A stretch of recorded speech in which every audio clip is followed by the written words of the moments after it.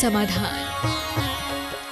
बोलिए देवादिदेव 1008 से आदिनाथ भगवान की जय जय जय। बोलिए मूल नायक देवादिदेव 1008 श्री पार्श्वनाथ भगवान की जय जय जय। बोलिए प्रातः स्मरणीय संत शिरोमणि परम पूज्य 108 आचार्य गुरुवर विद्यासागर जी महामुनि राज की जय।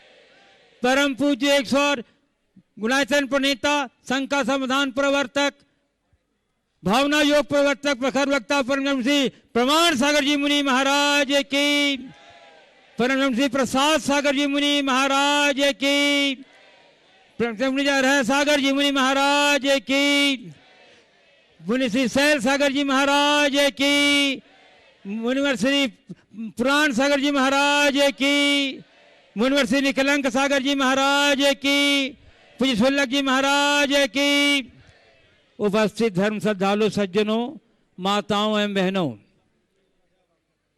पिछले 5 दिनों से पूज्य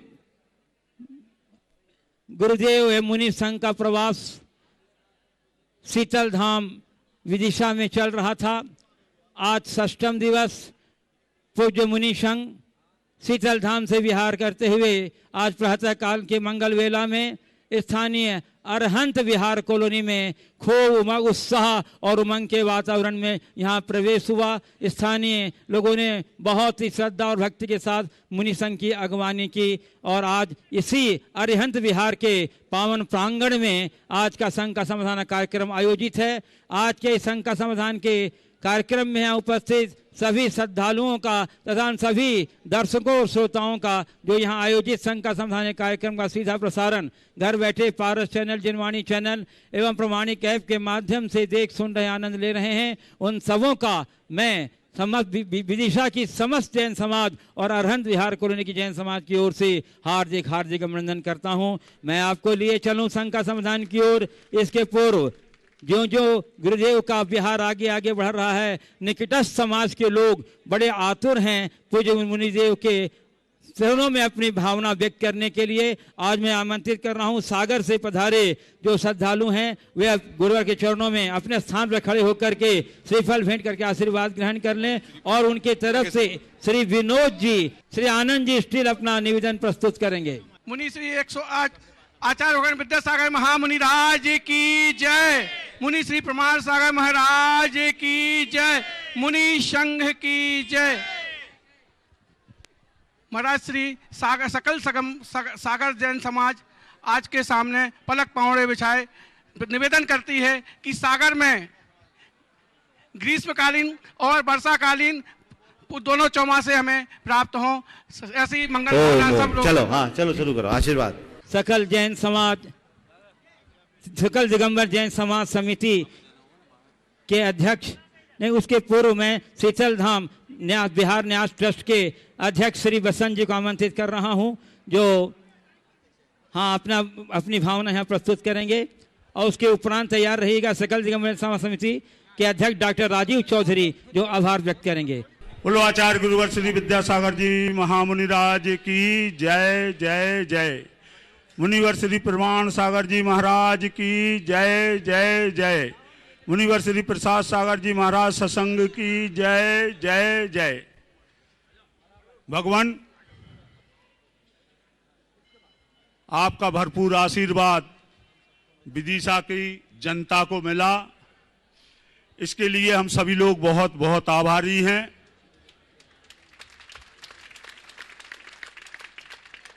आप वात्सल्य मूर्ति हैं और जैसा आशीष आपने सबको दिया है वो 20 वर्ष में आप आए हैं, अब इसको याद करेंगे और भगवान जरा जल्दी पधारें तो अच्छा रहेगा। और एक मेरी शंका है गुरुदेव। अभी शंका का नंबर नहीं है, आएगा। अच्छा हाँ क्या है, आपके आशीर्वाद से शीतल धाम का भार मैंने उठाया है। ओ हाँ। और जैसा कि 3 जगह से, मैं किसी पे आक्षेप नहीं लगा रहा, 3 लोग हो गए हैं ऐसे, इसलिए मेरे को आपसे निवेदन करना पड़ रहा है कि कह देते हैं कि आप आचार्य श्री से कहलवा दो तो हम दे देंगे पैसे। अब उसकी चर्चा छोड़ो, मेरा बहुत हो गया। निवेदन ये है, अब सुनो सुनो, कि मेरे को क्या करना चाहिए? कुछ नहीं करना चाहिए, सवाल और कुछ है तो करो, ये प्रकरण बहुत हो गया, इसको हमने पुनःक्षेप कर दिया, आगे देखो। चलिए मैं आमंत्रित कर रहा हूँ। जो उपदेश मुझे देना था दे दिया, बार बार एक बात ही दोहराना अच्छा नहीं लगता। शांति रखो। सकल दिगंबर जैन समाज समिति विदिशा के अध्यक्ष डॉक्टर राजीव चौधरी अपना आभार प्रस्तुत करेंगे। श्री डॉक्टर राजीव चौधरी, और उसके बाद तैयार रहेंगे प्रवक्ता अविनाश जैन, जो कल के कार्यक्रम के बारे में अपनी बात रखेंगे। गुरुवर, समस्त विदिशा सकल दिगंबर जैन समाज की ओर से भगवान शीतलनाथ नगरी के नाम से मशहूर विदिशा की समस्त जैन समाज की ओर से मैं आप सभी मुनिराजों के चरणों में बारंबार नमोस्तु नमोस्तु नमोस्तु करते हुए, गुरुवर, मैं कम शब्दों में ये कहना चाहता हूं कि गुरुवर, हमारे भक्ति में और आस्था में और हमारे प्यार में ऐसी क्या कमी रह गई कि भोपाल वालों को तो बगल में आपने 1.5 महीना दे दिया और हमें मात्र 5 दिन दिए। अगर हम प्रतिशत भी देखें गुरुवर कि भोपाल की जनसंख्या कितनी है और हमारी कितनी है, उस हिसाब से भी हमें बहुत कम मिला है। गुरुवर, हम उन लोगों में से नहीं हैं जो इतने में हमारा पेट भर जाता है। देखो गुरुवर, ओम ओम ओम नहीं गुरुवर, आज तो सुनना पड़ेगा, आज तो सुनना पड़ेगा।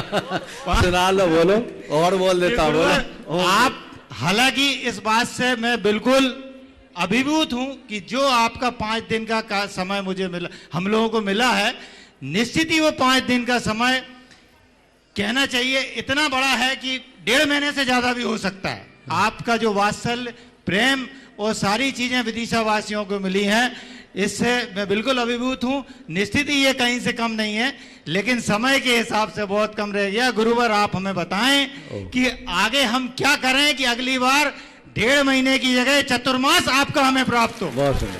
देखो, सबसे पहली बात तो ये तो कह रहे हैं कि भोपाल की तुलना में कम मिला, पर ये नहीं कह रहे कि 3 दिन का 6 दिन हो गया। जीवन में एक सूत्र अपनाओ, शिकायत नहीं, आभार करेंगे। अब मैं आभार पे ही आ रहा हूं। अब हो गया, तो चैप्टर हो गया, सुन लो। शिकायत नहीं, आभारी रहो सबके प्रति। ये पॉजिटिव एटीट्यूड रखोगे तो जीवन का मजा आएगा। और दूसरी बात कही कि हम लोगों का पेट नहीं भरा है, तो भैया पेट भरने तो मैं आया ही नहीं था। सुनो गुरुवर, प्यार सुनो, से मेरी बात नहीं भरा। सुनो, ना पेट भरने आया था, ना प्यास बुझाने आया था। मैं भूख जगाने आया था, प्यास जगाने आया था। और तुम्हारा ये निवेदन बता रहा है कि तुम लोगों की भूख जग गई है। और मैं भगवान से प्रार्थना करता हूं, तुम आगे भी ऐसी ही भूख बनाए रखो और ऐसी ही प्यास सजाए रखो, और लंबा प्रवास पाने के लिए बार बार गुरु चरणों में निवेदन बनाए रखो। चलो आगे।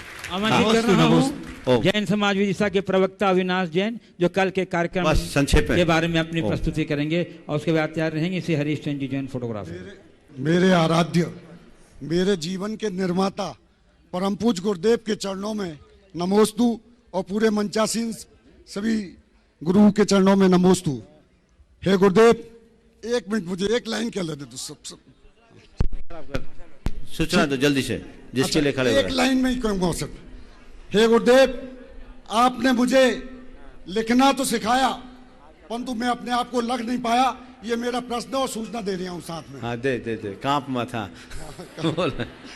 आज रात्रि को रात्रि विश्राम परम पूज्य गुरुदेव का यहाँ से मंगल विहार होगा, और करारिया चौराहे पर परम पूज्य गुरुदेव पहुंचेंगे और वहां पर रात्रि विश्राम होगा। कल प्रातः की स्थान का नाम बता। करारिया चौराहा स्कूल कौन सा है? करारिया चौराहे पे स्कूल है, प्राथमिक शाला, वहां पर। हाँ, करारिया चौराहे पे जो स्कूल है। चलो ठीक है, सही सूचना दिया करो। हाँ, करारिया चौराहे पर जो स्कूल है उसमें रात्रि विश्राम होगा। हाँ। कल प्रातःकाल की आहारचर्या देव खजूरी ग्राम में होगी, एवं रात्रि विश्राम कल काकपुर में होगा। बहुत सुंदर, बहुत जो भी सुंदर। मानव चौका लगाना चाहते हैं ओम, चलिए, हाँ विमल जी लोकेशन आप बता दीजिए। पुनः नमस्ते। मेरे प्रश्न का उत्तर हाँ बोलो, क्या है सवाल? मैं आपने मुझे लिखना तो सिखा दिया, लखना नहीं सिखाया। लिखना बंद करोगे तो लखना सीखोगे। महाराज जी, चलिए। कैसे बंद ओम। बंधुओं, पिछले वर्षों 1992, 95, 2000 में जब गुरुदेव का मंगल में प्रवास यहाँ रहा, उस समय की पुरानी स्मृतियों को संजो करके एक बहुत ही सुंदर एल्बम तैयार किया है हरीशचंद्र जी जैन फोटोग्राफर ने, जो वो आज सविनय पूज्य गुरुवर के कर कमलों में भेंट कर रहे हैं। एक बार उनके प्रयास के लिए हार्दिक अभिनंदन कर दीजिए बंधु। श्री हरीश, हाँ श्री मुकेश बड़ाघर आ जाइए। मुकेश बड़ाघर और राजेश, हाँ आज इस मधुर स्मृति एल्बम को आप बहुत सुरक्षित और बड़े सुनियोजित ढंग से रखेंगे, क्योंकि एक इतिहास का निर्माण इस स्मृति के द्वारा होने वाला है। बंधु चलिए, और अब मैं आपको लिए चलता हूँ शंका समाधान की ओर। और प्रथम प्रश्न के लिए मैं आमंत्रित कर रहा हूँ हमारे डॉक्टर सुधीर जैन, डॉक्टर देशना जैन, चैतन्य हॉस्पिटल विदिशा। जल्दी जल्दी जल्दी जल्दी जल्दी। और उसके बाद तैयार रहेंगे श्री सुरेश कुमार जैन, गुणायतन ट्रस्टी, शरद लॉज विदिशा। पूज्य महाराज श्री के चरणों में त्रय बार नमोस्तु नमोस्तु नमोस्तु। महाराज श्री, मेरा प्रश्न है कि जब भी आपका या अन्य महाराज श्री या माता जी का समागम मिलता है तो बहुत से विवाहित लोगों को संसार असार दिखने लगता है और वह घर परिवार बच्चों के प्रति अपने कर्तव्यों को भूलकर आपके साथ जाने का भाव करने लगते हैं। तो महाराज श्री, ऐसी स्थिति में उन लोगों की प्राथमिकता क्या होना चाहिए, कृपया मार्गदर्शन दें। हम तो कह रहे हैं अगर सच्चे में संसार असार हो रहा है, दिख रहा है, तो बच्चों का व्यामोह छोड़कर गुरुओं के चरणों में पक्के लग जाना चाहिए। और शमशानिया वैराग्य हो तो अपना दायित्व भी निभा लेना चाहिए। कहने को असार होता है, बाद में वहीं चिपक जाते हैं, ये गड़बड़ होता है। हाँ, श्री सुरेश कुमार जैन, गुणायतन ट्रस्टी, शरद लॉज। और उसके बाद तैयार रहेंगे श्रीमती दीपू जैन, गुणायतन ट्रस्टी, अलंकार परिवार, भोपाल। नमस्तु नमस्तु गुरुजी, नमस्तु। मेरा प्रश्न है उपवास से संबंधित। उपवास का व्यवहारिक प्रमाणित स्वरूप क्या है? प्राय क्या? फिर से बोलो। उपवास का व्यवहारिक परमार्थिक स्वरूप क्या है? प्राय उपवास का अर्थ भोजन तक सीमित होकर रह गया है। इसका संबंध वासना एवं कसाओं के साथ भी है क्या? उपवास का व्यवहारिक और पारमार्थिक अर्थ क्या है? जी, उपवास का संबंध केवल भोजन से नहीं है। भोजन का त्याग तो उपवास में होता है, लेकिन हमारे यहाँ कहा गया भोजन के साथ साथ अंदर की वासनाओं का शमन ही उपवास है। उपवास का मतलब है अपने निकट आना, अपने निकट आकर वास करना, ये उपवास है। शास्त्रों के विधानानुसार कसाय विषयाहार त्यागो यत्र विधीयते उपवास सस्तु विज्ञेय शेषम लंघन को विदु, जिलंघन कम विदु। जहाँ भोजन के साथ विषय कषाय का त्याग होता है उसे उपवास मानना, बाकी सबको लंघन। तो उपवास अगर आप शांत भाव से करते तो बहुत अच्छा है। अभी वर्तमान में पिछले 4 वर्ष पहले एक नोबेल प्राइज मिला जापान के एक वैज्ञानिक को, जिसने उपवास के ऊपर शोध किया और ये बताया कि इससे कैंसर जैसी बीमारी को ठीक किया जा सकता है, और उसका नाम दिया ऑटोफेजी।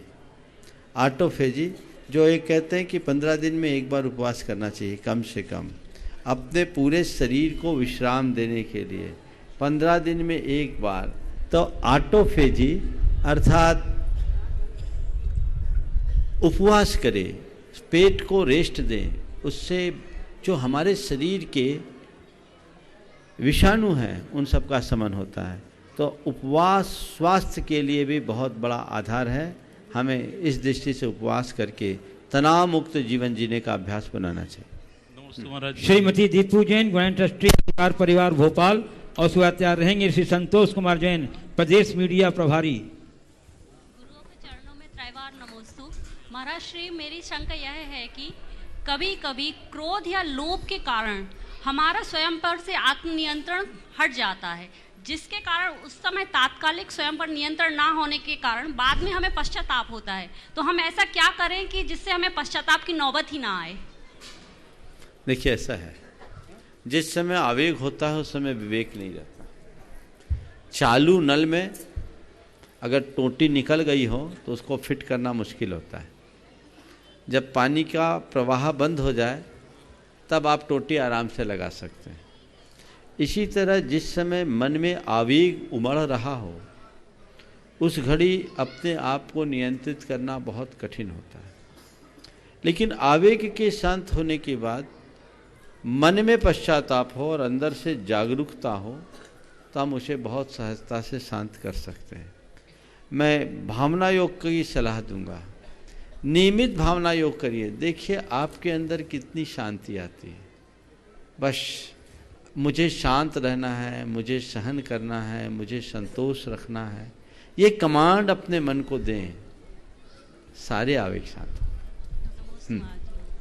श्री संतोष कुमार जी जैन, प्रदेश मीडिया प्रभारी भाजपा, और बताएंगे श्रीमती ज्योति सेठ विदिशा। मंचासीन परम वंदनीय बाल्यती मुनिराजों के चरणों में कोटि कोटि वंदन। सर्वप्रथम आपके द्वारा प्रेरित भावना योग और शंका समाधान के इस कालजयी नवाचार के व्योम के ऊंचाइयों तक प्रकाशित रहने की भावना भाता हूँ। हे गुरुदेव, अंतर्राष्ट्रीय सीमाओं को पार कर चुके आपके इस मंच से प्रश्नकर्ताओं के जटिल से जटिल प्रश्नों का समाधान आप गणधर की भांति सटीक और रैपिड फायर लाइव समाधान करते हैं। और इस प्रकार से आप जहां अपने गुरु नाम को धन्य कर रहे हैं, वहीं हम सभी श्रावक भक्तगणों के लिए भी नव ऊर्जा से सदैव श्रृंगार कर रहे हैं। मेरा एक प्रश्न है, छोटा सा प्रश्न है आज के परिवेश में।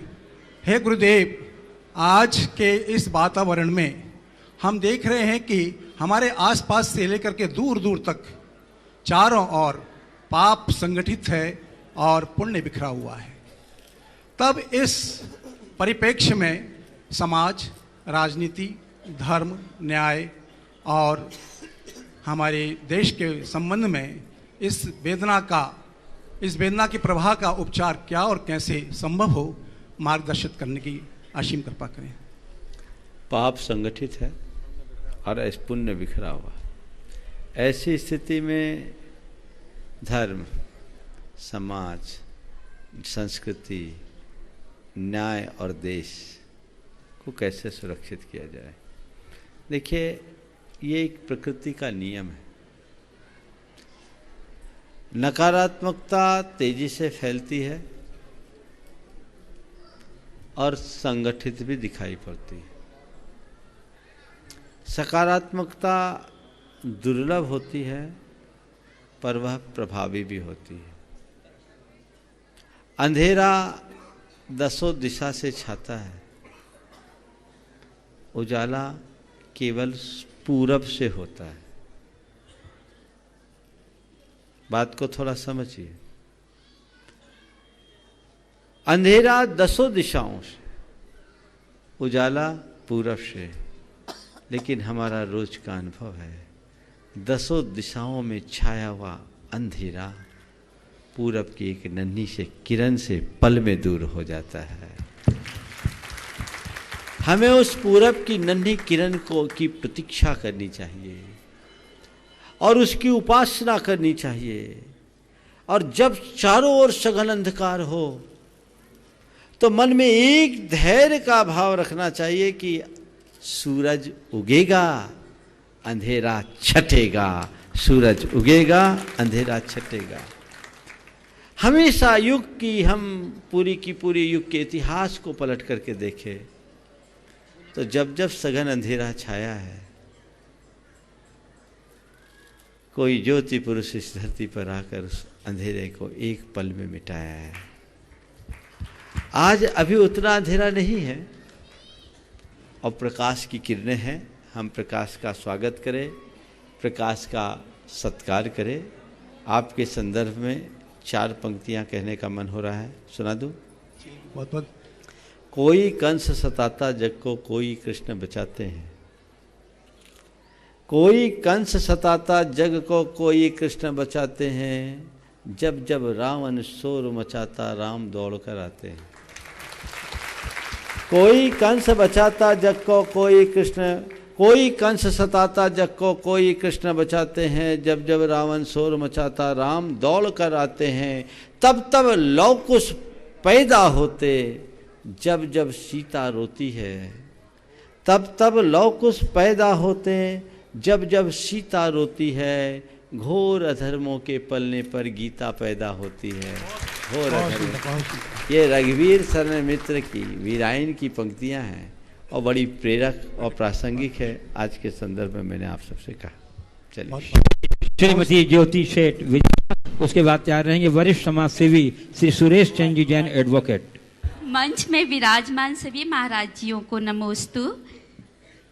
गुरुवर, हम अपने जीवन में समय, इंद्रियां और मन को एक समय में कैसे संतुलित करें, क्योंकि तीनों ही गतिमान हैं। समय, इंद्रियां और मन, इन तीनों को एक समय में कैसे संतुलित करें, क्योंकि तीनों ही गतिमान हैं। कुछ नहीं करें इन सब में, केवल मन को संतुलित कर लें, समय भी थम जाएगा और इंद्रियां भी संयत हो जाएगी, क्योंकि इन सब का नियंत्रण मन के साथ है। मनोविजेता जगतो विजेता। श्री सुरेश चंद जी जैन एडवोकेट वरिष्ठ समाज सेवी। उसके बाद तैयार रहेंगी श्रीमती प्रीति जैन, डॉक्टर अनिल जैन। विषयाशाबशातीता निरारंभो अपरिग्रह ज्ञान ध्यान तपो रत्नः सा साधु प्रशस्यते। मंच पर विराजमान पांचों परमेष्ठी भगवंतों को कोटिशय नमोस्तु। साथ है, साथ बोलो। हाँ। सातों पंच परमेष्ठी भगवंतों को कोटिशय नमोस्तु। परम पूज्य प्रमाण सागर जी महाराज को पुनः कोटिशय नमोस्तु। हे गुरुदेव, समय की सीमा को देखते हुए, अपने को परिसीमित करते हुए आपके चरणों में एक प्रश्न नहीं, शंका नहीं, जिज्ञासा नहीं, अपितु प्रश्न के रूप में आशीर्वाद हेतु अपनी बात प्रस्तुत करता हूँ। भगवान महावीर स्वामी के सामने जब दो चरण रिद्धिधारी मन में शंका लेकर आए तो उनके दर्शन करते ही उनकी शंका दूर हो गई। इस पंचम काल में स्वाध्यायी लोग जब आपके सामने अपनी शंका लेकर आते हैं तो उनकी शंकाएं दूर हो जाती हैं। तो प्रमाण सागर नाम तो आपके गुरुदेव ने दे दिया, क्या हमें आप इस तथास्तु का आशीर्वाद देंगे कि हम आपको ज्ञान ध्यान तपोरत्ना कह सकें? देखिए, आपने पूछा है क्या ये आशीर्वाद दे पाएंगे कि क्या हम आपको ज्ञान ध्यान तपोरत्न कह सकें। अरे ये तो हर साधु की मौलिक प्रॉपर्टी है, ये हमारी ही नहीं। जब भी किसी साधु के प्रति तुम्हारी दृष्टि जाए तो उनकी बाहरी आवरण को मत देखो, उनकी भीतरी संपत्ति को देखो। वो है ज्ञान ध्यान और तप, और हम लोग हर पल उसी में अनुरक्त हैं। बिल्कुल तथास्तु। श्रीमती प्रीति जैन, डॉक्टर अनिल जैन, और उसके बाद तैयार रहेंगे इंजीनियर अनुराग जैन, BSNL।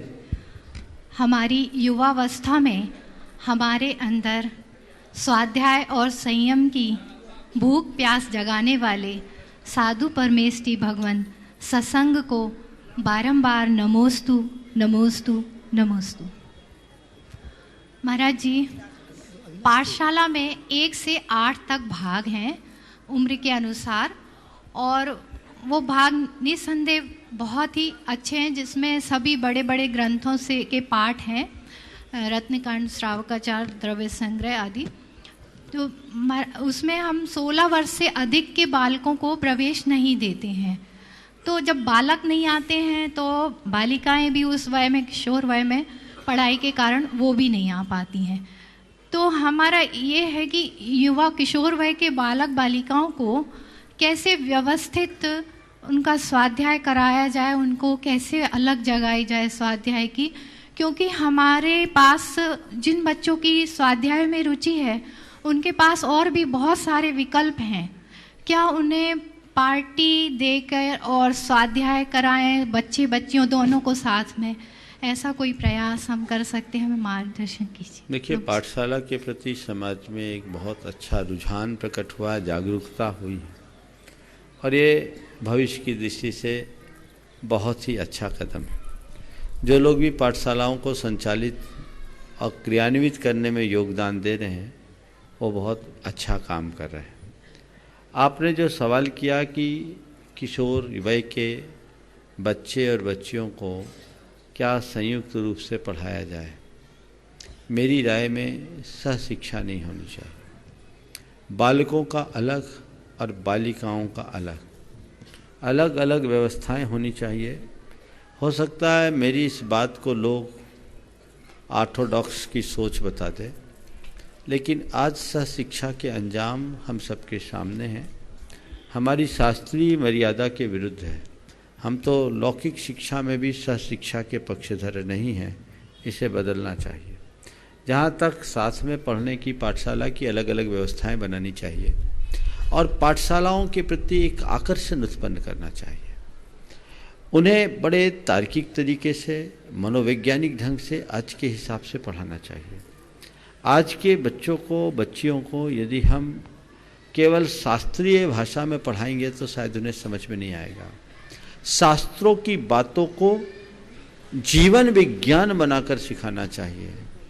वो शास्त्र की बात मात्र नहीं है, वो लाइफ मैनेजमेंट का गुर है। ये हमें सिखाना चाहिए कि हम अपने जीवन को कैसे व्यवस्थित कर सके, संतुलित कर सके। अगर हम उस तरीके से उन्हें समझाएं, आज के समय में मैनेजमेंट की भाषा लोग बहुत अच्छे से समझ लेते हैं, तो हम उस भाषा में यदि लोगों को समझाएंगे तो उनकी रुचि स्वाभाविक रूप से बनेगी और वह जैसे अपने क्लास के प्रति रुचिवंत रहते हैं वैसे ही पाठशालाओं के प्रति भी होंगे। तो हमें उस तरह की बात होनी चाहिए। अब केवल रटने रटाने का युग नहीं है, अब केवल समझने और समझाने का समय है और इसे हर उम्र के लोगों तक करना चाहिए ताकि वो उसका सम्यक लाभ ले सके। इंजीनियर अनुराग जैन BSNL, उस पर तैयार रहेंगे श्रीमती स्वाति जैन विदिशा। मंच पर विराजमान सभी सप्तऋषि महाराज जी के चरणों में नमोस्तु नमोस्तु नमोस्तु। महाराज जी, मेरी ये शंका है, ग्लेशियर का पिघलना, समुद्र का जलस्तर बढ़ना, ग्रीष्म ऋतु का विस्तार होना, शीत ऋतु का संकुचन होना, सूखा पड़ना या अतिवृष्टि होना, यह सब ग्लोबल वार्मिंग का ही प्रभाव प्रतीत होता है। क्या ग्लोबल वार्मिंग प्रकृति और ईश्वर द्वारा दी गई ग्लोबल वार्निंग है, चेतावनी है? इस विभीषिका से बचने का जैन आगम के अनुरूप क्या उपाय हो सकता है? हे गुरुदेव, कृपया मार्गदर्शन दें। बिल्कुल, ग्लोबल वार्मिंग एक प्रकार की वार्निंग है जिसमें अगर मनुष्य न चेते तो सब कुछ विनष्ट हो जाएगा। हमें प्रकृति के साथ मैत्रीपूर्ण संबंध बना के रखना चाहिए।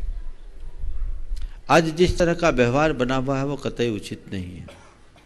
आपने पूछा जैन धर्म क्या कहता है? जैन धर्म तो कहता है कि प्रकृति के साथ मैत्री का संबंध बनाओ।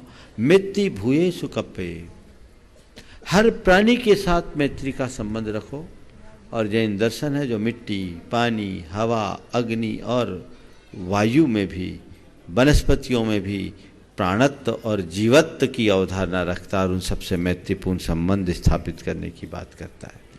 यदि हम संसार के कण कण के साथ मित्रतापूर्ण संबंध रखते हैं तो उसके परिणाम सुनिश्चित तौर पर अच्छे आएंगे और तभी हम इस प्रकृति को संरक्षित कर पाएंगे। आज जिस तरह से प्रकृति के साथ छेड़खानी चल रही है, पर्यावरण के साथ खिलवाड़ हो रहा है, ये आने वाले समय में बहुत घातक होगा। हमें चाहिए कि हम जागरूक हों, खुद पर्यावरण के प्रति सचेत रहें और औरों को उसके लिए जागरूक करें, तभी हम कुछ अच्छा परिणाम घटित कर पाएंगे। नमोस्तु। श्रीमती स्वाति जैन विदिशा, उसके बाद तैयार रहेंगे श्री नाथूलाल जी बोहरा विदिशा। गुरुवर, आंख उठाकर देखते हैं तो आसमान दिखता है और आंख झुकाकर देखते हैं तो जमी दिखती है, वह सामने दिखते हैं तो क्षितिज दिखता है। ऐसे ही राग और देश, स्वाभिमान और अभिमान की मध्यस्थ स्थिति क्या है जिस पर हम अपनी नज़र टिका सकें? ना आसमान देखे, ना क्षितिज देखे, जमीन देखे, क्षितिज देखे। बहुत अच्छी बात आपने की। राग, देश, अभिमान, स्वाभिमान के बीच की माध्यस्थ रेखा क्या है जिसमें हम, लास्ट में क्या शब्द बोला आपने? जिसमें हम अपनी नजर थाम सके। नजर थाम सके। बस मैं इसको एक ही बात कहता हूँ, ऊपर और नीचे देखने की जगह जैसे हम सामने देखते हैं, वैसे ही यदि हमारे अंदर तटस्थता की वृत्ति आ जाती है तो न हमारे अंदर राग होगा, न द्वेष, न अभिमान होगा, न स्वाभिमान। तटस्थता की वृत्ति हमारे भीतर आनी चाहिए और मनुष्य को हर पल एक ही बात का ध्यान रखना चाहिए, मैं कौन हूँ और मेरा क्या है। यदि इतनी सी बात मनुष्य के ध्यान में रहेगी तो राग द्वेष अभिमान स्वाभिमान सब अपने आप दूर हो जाएंगे। नमोस्तु गुरु। श्री नाथूलाल जी बोहरा विदिशा, जिन्होंने पिछले दिन 11 लाख रुपए की उदारतापूर्वक घोषणा की थी शीतल धाम के लिए। और उसके बाद तैयार रहेंगे श्री सुरेंद्र जैन पुष्पांजलि। नमोस्तु भगवान, नमोस्तु भगवान, नमो भगवान। मेरी यह शंका है कि सांसारिक प्राणी जो अपाहिज और बेसहारा है, लेकिन विषय भोगों में ग्रस्त है, उन्हें सहायता देना वैसे तो सामाजिक विचारधारा से श्रेष्ठ है, लेकिन मेरे मतानुसार संसार में जो मुक्त जीवधारी है और सेवा भाव से प्रायः वंचित है, उनको भोजन दान और सहायता देना न्यायदार पुष्कारी और श्रेष्ठकर है कंपेरेटिव विषय भोगों के ग्रस्त प्राणियों के। कृपया मार्गदर्शन देने की कृपा करें। देखिए, पीड़ित व्यक्ति को सहायता पहुंचाना हमारा धर्म है।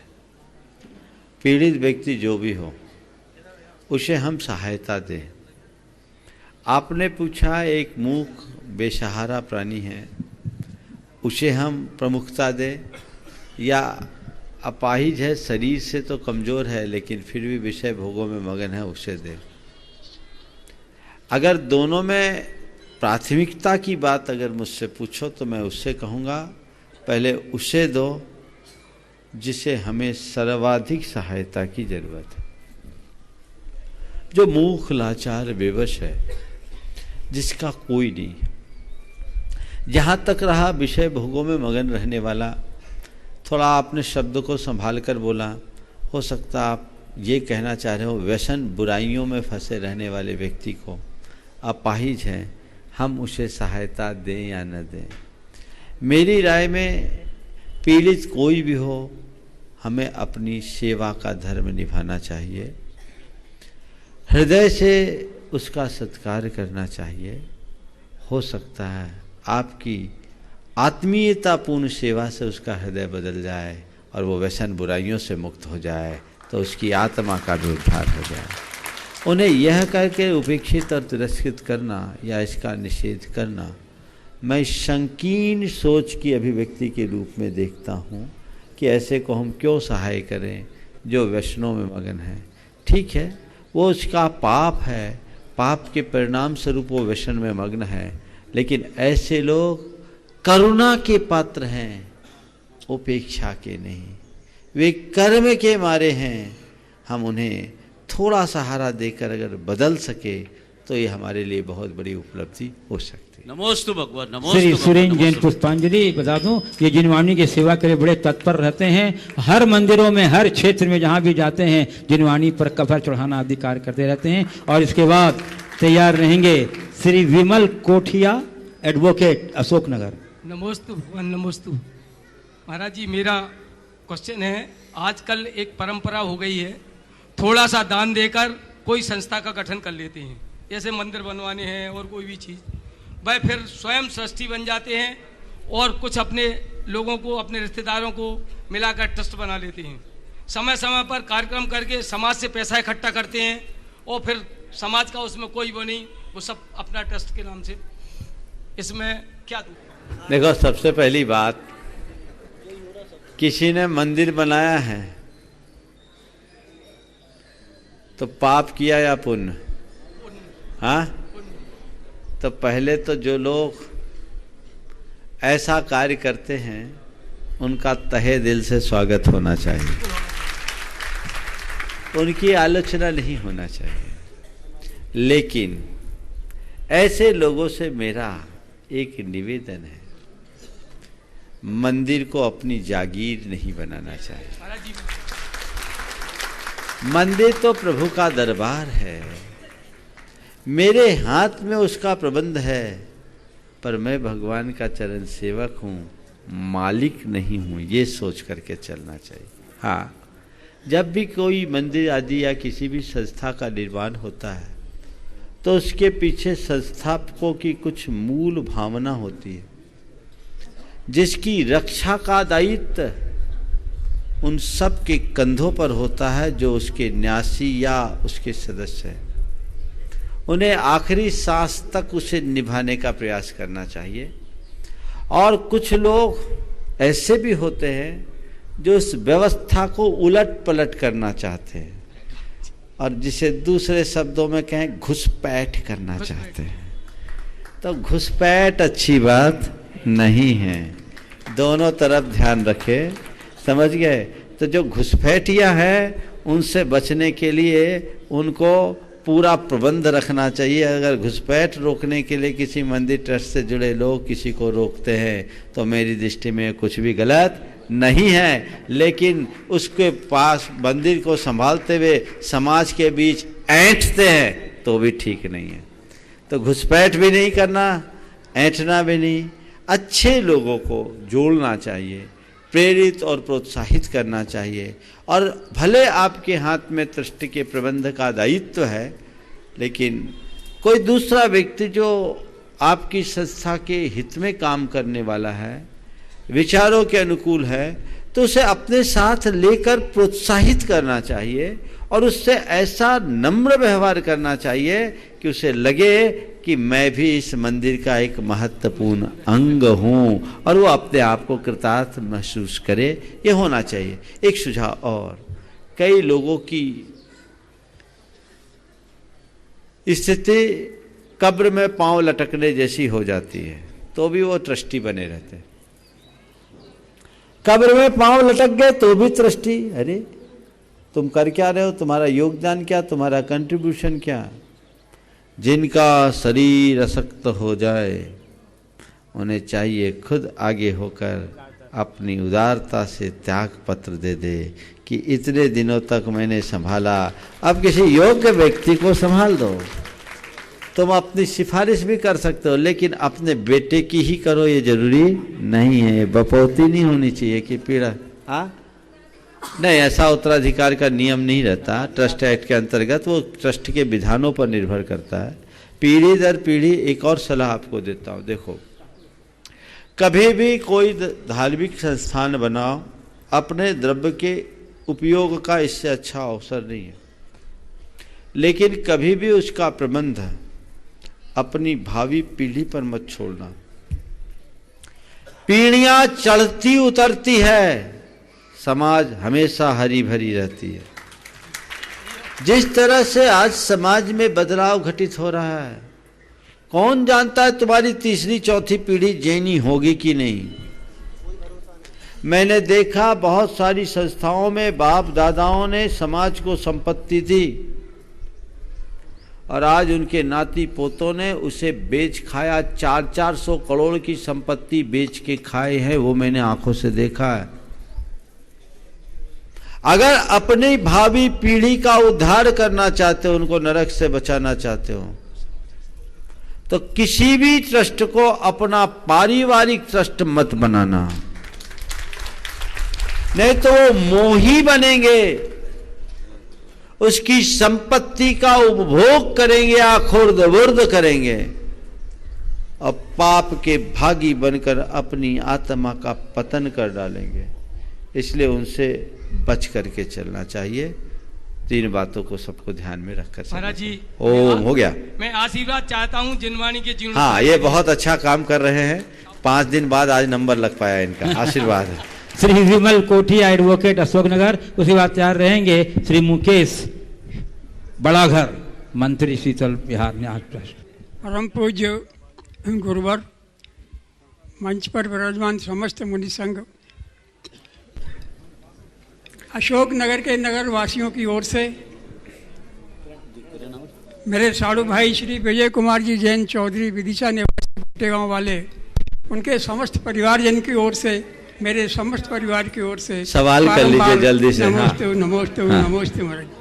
महाराज जी, शंका परेशानियों को जन्म देती है, शंका परेशानियों को जन्म देती है और समाधान उनके रास्ते निकालता है। मेरा निवेदन है, बिना शंका के हम जीवन कैसे जिए इसका कोई रास्ता सुझाएं। समाधान का रास्ता पकड़ लो, शंका अपने आप खत्म हो जाएगी। समझ गए? बिना शंका के जीवन जीने का एक ही रास्ता है, समाधान के रास्ते पर चल पड़ो। हाँ। मुकेश बड़ा घर और सेवा तैयार रहेंगे बाल ब्रह्मचारी अनूप भैया विदिशा। मेरे जीवन को परिवर्तित करने वाले मेरे गुरुदेव के चरणों में बारंबार नमोस्तु। मंच पर विराजमान सभी सप्त ऋषियों को मेरी बारंबार नमोस्तु नमोस्तु नमोस्तु। हे गुरुदेव, मेरा प्रश्न मेरा नहीं है, ये मेरा प्रश्न विदिशा का है। अगर इसमें कुछ गलती हो जाए तो सातों मुनिराजों के चरणों में मैं पूर्ण में नमोस्तु कर रहा हूँ। गुरुदेव, विदिशा ऐसी तैयारी कर रही थी जैसे दुल्हन आ रही है। हाँ। लेकिन इस दुल्हन को हम निहार भी नहीं पाए गुरुदेव, वो दुल्हन जा रही है। अरे बाबा सुन, सुन सुन सुन सुन, कवि बनना है, उपमा भी देना है तो सही दे। मुनि महाराज को दुल्हन बना रहा है। अरे वो भी मैं सिखा दूं तुम्हें। अगर बोलना ही था कि महाराज विदिशा इस तरह से उतावला हो रहा था मानो बारात आ रही हो और शायर को दुल्हन की तरह सजाया गया हो, ऐसा बोलो, उल्टा मत बोलो भैया। महाराज श्री, मेरा प्रश्न महाराज श्री भावना योग से है। महाराज श्री, विदिशा वालों को उम्मीद नहीं थी कि आप भावना योग करवाएंगे। हर जगह 3 दिन का भावना योग होता है। सवाल कर जल्दी, व्याख्या मत कर। महाराज जी मेरा, हर जगह 3 दिन का भावना योग होता है, आपने 2 दिन का किया। लोगों की शंका ये है कि ऐसा तो नहीं महाराज जी, आधा ज्ञान अधूरा होता है। तो लोगों की शंका है महाराज जी, ऐसा तो नहीं 3 दिन के भावना योग को आपने 2 दिन में कराकर हमको आधा अधूरा ज्ञान दे दिया हो। देखो ऐसा है, सुनो महाराज जी, बस हो गया, सुनो। ओम समझ गया, बीज बुद्धि व्याख्या नहीं। सुनो, मैं उत्तर दे रहा हूं कि 3 दिन का 2 दिन हुआ, आप कहीं 1 दिन भी होगा। और सुनो, जब किसी का ट्रीटमेंट किया जाता है तो कभी कभी टेबलेट दिए जाते हैं और कभी कभी सिरप दिया जाता है, तो कभी कभी कैप्सूल से काम कर लिया जाता है। समझ गए? तो हमने आपको कैप्सूल दिया है और उसका फुल रिजल्ट है। चलो आगे। बस एक लाइन केवल निवेदन के साथ, सब लोगों की जिनके प्रश्न नहीं आ पाए उनकी मैं भावना बोल रहा हूं। अभी अभी तो आए हो, अभी न जाओ छोड़ के, कि दिल अभी भरा नहीं, कि दिल अभी भरा नहीं। चलो आगे चलो। हाँ, बाल ब्रह्मचारी अनूप भैया और उनके साथ बाल ब्रह्मचारी बुद्धू भैया दोनों मिलकर एक प्रश्न पूछने चले जी। और उसके बाद ब्रह्मचारी बहन किरण दीदी जी सागर। सप्तमुनि राजों के चरणों में बारंबार नमन। पूज्य मुनिश्री के चरणों में एक प्रश्न है। मुनिश्री, जबेरा में एक युवक है, 18 वर्ष का नवयुवक। उसके कान भी सही सलामत है, आंखें भी सही सलामत है, मुख भी अच्छा है, लेकिन तीनों का प्रयोग वो नहीं कर पा रहा है। उसकी आंखें भी स्वस्थ हैं, कान भी स्वस्थ हैं, मुख भी स्वस्थ है, लेकिन ना वह मुख का प्रयोग कर पा रहा है, न कानों से सुन पा रहा है, ना आंखों से देख पा रहा है। ऐसा जीव, इसको ऐसी स्थिति क्यों मिली? पहली चीज, जन्म से। हाँ। और दूसरा प्रश्न, उसके परिवार के सारे लोग उसकी स्वस्थ सेवा कर रहे हैं, उसको किस कर्म की वजह से ऐसी स्थिति मिली और वह अपना आत्मकल्याण का मार्ग कैसे प्रशस्त कर सकता है? देखिए, जन्म से कई लोगों के साथ ऐसा होता है, हो सकता है उसके मस्तिष्क में कुछ विकृति रह गई हो। ये तो चिकित्सकीय परामर्श लेना चाहिए, लेकिन ये तीव्र अशाता का उदय, उसके परिणाम स्वरूप ऐसा होता है। परिवार को शांति और सद्भाव रखना चाहिए, उनकी सेवा करके अपना कर्तव्य निभाना चाहिए और नमोकार की आराधना कर, यदि वो थोड़ा भी समझ की शक्ति रखता है तो उन्हें अपनी आत्मा का बोध कराना चाहिए। महाराज एक छोटा सा प्रश्न। बस, अब नहीं, हो गया, बस। साइड प्रश्न महाराज जी, एक छोटा सा। बोलो। आजकल धर्म परिवर्तन का क्रम निरंतर जारी है। एक ही परिवार में 3 भाई हैं, 2 भाइयों ने धर्म परिवर्तन कर लिया है, तीसरा भाई भी इस ओर उन्मुख है, उनको कैसे? वो यहाँ का विषय नहीं है, बात। चलो चलिए, बाल ब्रह्मचारी किरण दीदी जी सागर। उसके बाद जल्दी पहुंचाओ।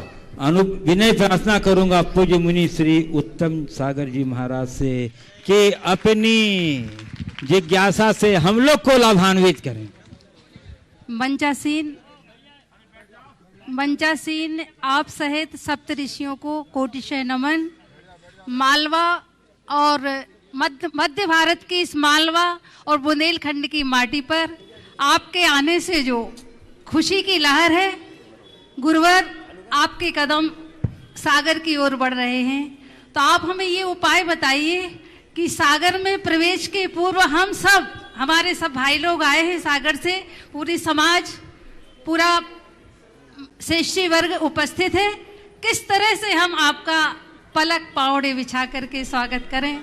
कृपया, मेरा ये कोई शंका नहीं है, लेकिन आपसे एक हम मार्गदर्शन चाहते हैं कि क्या करें। एक बात, दूसरी बात ये है, भावना योग से संबंधित है कि आपने कल प्रातःकाल कहा था कि 4 शक्तियां हैं, मन, वाणी और काया और आत्मशक्ति। तो आत्मशक्ति से पृथक ये 3 शक्तियां क्या चीज हैं, यह भी कृपया थोड़ा बताइएगा। देखिए, सबसे पहली बात तो जो आपने कहा है वो मेरा विषय नहीं, वो आपका विषय है, वो तो आपको सोचना चाहिए। मैं तो कहूँगा कुछ बिछाने की जरूरत नहीं है, बस अपने हृदय को बिछा दो, सब कुछ हो जाएगा। और वो बिछा हुआ है, और जिसका हृदय बिछता है वो सब कुछ बिछाने को तत्पर हो जाता है, उसमें कुछ कहने की जरूरत नहीं। रहा सवाल आत्मशक्ति के अभाव में मन, वाणी और शरीर की शक्ति क्या करती है, बिल्कुल सही है। जब तक आत्मा है तभी तक मन, वाणी और शरीर की शक्ति है, लेकिन हम आत्मा की पूर्ण शक्ति को उद्घाटित करना चाहते हैं तो हमें अपने मन को नियंत्रित करना होगा। मन कुंजी है जिससे हम आत्मशक्ति को पूरी तरह उद्घाटित करते हैं। जिन्होंने भी मुक्ति को प्राप्त किया है अपने मन के बल पर ही किया है। तो आत्मा की अनंत शक्ति को उद्घाटित करने के लिए मन को बांधना जरूरी है, मन को साधना जरूरी है, मन को जगाना जरूरी है। नमस्ते गुरु। हाँ, तो ये मुनि श्री से अनुरोध करूं के पूर्व मैं आमंत्रित हूँ विनोद जी, जैन सागर। बोलो सप्त मुनि राजों के चरणों में नमोस्तु नमोस्तु नमोस्तु नमोस्तु। महाराज श्री गुरुवर कहते हैं स्वयं को खुश रखना भी स्वयं की जिम्मेदारी है, तो इस जिम्मेदारी को वफादारी से कैसे निभाएं? नमोस्तु। बहुत अच्छा सवाल किया है। स्वयं को खुश रखना भी स्वयं की जिम्मेदारी है, तो इस जिम्मेदारी को वफादारी से कैसे निभाएं? मैं तो इतना ही कहूँगा, अपनी इस जिम्मेदारी को जो समझ लेता है वो अपने आप खुद के प्रति वफादार बनता है, और जो खुद के प्रति वफादार बनता है वही औरों के प्रति वफादार बन सकता है। इसलिए हम खुद के प्रति वफादार बने। नमोस्तु गुरुवर, नमोस्तु नमोस्तु। परम पूज्य उत्तम सागर जी महाराज के चरण कमलों में प्रार्थना। नमस्तु महाराज श्री जी, नमस्तु नमस्तु। मेरा एक बहुत दिन से प्रश्न है कि जैन ग्रंथों के स्वाध्याय करते समय सर्वप्रथम मंगलाचरण करते हैं। उस मंगलाचरण में ओंकारम बिंदु संयुक्तम नित्यम ध्यायन्ति योगिनः कामदम मोक्षदम चैव ओंकाराय नमो नमः। तो ये ओंकार का ध्यान क्या है, किस तरह से अपने को ओंकार का ध्यान करना चाहिए जिससे कि हमें जो हम चाहते हैं वो सब कुछ सिद्ध हो जाए। तो ये ध्यान का प्रकरण जैनियों में बहुत कम होता जा रहा है, ज्ञान का प्रकरण नहीं बढ़ रहा है, ध्यान बहुत कम होता जा रहा है। तो इस ओंकार का ध्यान क्या है और किस तरह से अपन ओंकार का ध्यान करें, इसके बारे में थोड़ा सा विस्तार से बता दें। महाराज श्री ने ओंकार के ध्यान की बात की है। ओंकार की बड़ी महिमा है, ये प्रणवनाद है, ये एक ऐसा मंत्र है जिसके उच्चारण मात्र से हमारे जीवन में धन्यता आती है। जब हम ओंकार का नाद करते हैं तो हमारे सारे स्नायु तंत्र में पवित्रता आ जाती है, हमारे अंदर की तंद्रा टूट जाती है, जीवन अच्छा होता है। जैन परंपरा के अनुसार ओंकार की बड़ी महिमा है। ये तीर्थंकर की वाणी का प्रतीक होने से समस्त वांग्मय का आधार है। हम लोग जानते हैं कि हमारे तीर्थंकरों का जो उपदेश होता है वो ओंकारमयी होता है। संपूर्ण वांग्मय का प्रतीक है ये ओम। इसी तरह अधोलोक, ऊर्ध्वलोक और मध्यलोक, 3 लोक का प्रतीक है ओम। अधोलोक का अ, ऊर्ध्वलोक का उ और मध्यलोक का म मिला देने से ओम बनता है। हमारे मूल आराध्य है पंच परमेष्टि। अरहंत सिद्ध को अशरीरी बोलते हैं, आचार्य। आ मिलके आ होता है। उपाध्याय का उ और साधु को बोलते हैं मुनि, तो मुनि का म मिलाने से ओम बनता है। ओम में हम पंच परमिष्टि का ध्यान कर सकते हैं। हमारे मंदिरों में ओंकार के चित्र अनेक जगह अंकित रहते हैं। आप उन्हें पंच परमिष्टि के साथ जोड़ करके ध्यान सकते हैं। अपने मस्तक में भी ओंकार का आप ध्यान कर सकते हैं, अपने हृदय में भी ओंकार का ध्यान कर सकते हैं। प्रायः शिविरों में ओंकार का ध्यान खूब कराया जाता है। जिस विधि और विधा से आप कर सके ओंकार का ध्यान करना चाहिए। योगीगण ओंकार का ध्यान करते हैं। एक दिन गुरुदेव ने कहा था, जो ओम ध्याता है वो सोम बन जाता है। ओम को ध्याने वाला सोम बन जाता है। तो ये ओम बड़ी महिमाशाली है। हमारा जिन्हें भी विशेष जानना है, पुराने शिविरों में ओंकार का ध्यान कराया हुआ है, जो आपको विभिन्न माध्यमों से मिल जाएगा, प्रमाणिक एपादिक से। उसे देखिएगा तो आप लाभान्वित होंगे।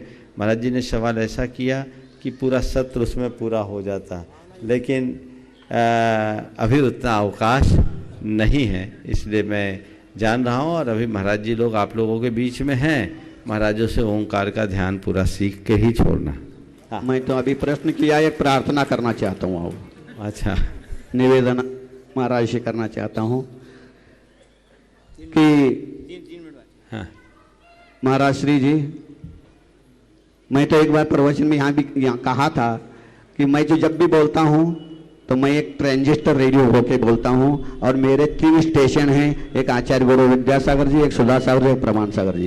ये 3 FM BBC लंदन और विविध भारती है। अब तो मेरे पास एक स्टेशन है आया था कि अब स्टेशन दूर हो रहा है। अब दोबारा कब दर्शन होगा, कब आपसे हमारा सानिध्य मिलेगा और शंका समाधान करने का मौका कब मिलेगा, इतना कृपया हमें। यह भी एक प्रश्न है कि दोबारा प्रश्न करने का मौका कब मिलेगा। महाराज श्री ने पूछा है, ये मौका कब मिलेगा। देखो भाई, ये रेडियो का एक सिस्टम होता है। रेडियो का एक सिस्टम होता है, कितना भी दूर हो फ्रीक्वेंसी मिली रहनी चाहिए, पास रहता है। समझ गए महाराज? आप जानते हैं, ये तो हम आप सबकी व्यवस्था है, ये आना जाना बना रहता है, लेकिन ये केवल अंदर की आत्मीयता और स्नेह की अभिव्यक्ति है। एक उक्ति हमारे यहाँ कही जाती है, दूरस्थोपि अदूरस्थ यो यत्र हृदय स्थितः, यो यस्य हृदये नास्ति समीपस्थोपि दूरतः। जो जिसके हृदय में है, मन में है, वह दूर रहने के बाद भी पास है, और जो मन में नहीं है वो बाजू में रहने के बाद भी बहुत दूर है। तो बस हमें तो उसे ही जोड़ करके चलना चाहिए, तभी हमारा जीवन भावना है। महाराज जी, श्री कृष्ण, एक सूरदास ने दोहा बोला था, श्री कृष्ण ने श्री कृष्ण को पकड़ा था तो श्री कृष्ण बाएं छोड़ा के गए थे, तो सूरदास ने जो दोहा बोला था, ये आप लोगों की तरफ से महाराज को बोल रहा हूँ, बाएं छोड़ा के जात हो निबल जान के मोही, हृदय छोड़ा के जाऊं तो मर्द जानूंगा। तो आप हृदय से निकाल के देखा जानो तो मैं मानूंगा आपको, तुम वास्तव में तुम हो। तो मुझे गर्व है, मैं गर्व के साथ कहता हूँ, मेरी दीक्षा महाराज के साथ हुई है। सोनागिरी में महावीर जयंती के दिन 8 लोगों की हम लोगों की दीक्षा हुई है, और उसमें सबसे बड़े कमांडर हमारे सुधा प्रमाण सागर जी हैं, इसलिए मुझे गर्व है। ऐसे प्रमाण सागर जी हम समझ गए। जय हो प्रमाण सागर जी महाराज की। भोपाल, हाँ, भोपाल से कुछ युवा आए हैं। हाँ, भोपाल के अजय इसकी तरह से, और गुरुदेव डॉक्टर राजीव अध्यक्ष जैन समाज सिरोज और जिन कुमार जैन कोठा वाले सकल जैन समाज की ओर से निवेदन प्रस्तुत करेंगे। नमस्ते। पड़ जाते इनके पद पंकज, घर पावन हो जाता है इनके आशीषों से, इनके आशीषों से जीवन का हर पल पावन हो जाता है। और ऐसे संतों से ही जीवित है भारत की धरती महान, और दुनिया इनको संत कहे, हम तो कहते हैं भगवान। हम तो चलिए चलिए, अब हम लोगों को आगे निकलना है, इसलिए समय का अभाव, सबको आशीर्वाद।